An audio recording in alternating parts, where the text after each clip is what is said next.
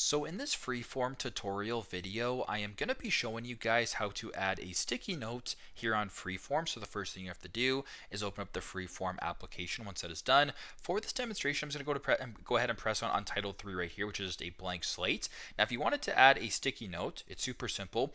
Go to the bottom left here, not the very bottom left where there's the draw icon, but right beside that, the second from the left, there is a sticky note looking icon. Simply just go ahead and press on the sticky note right here.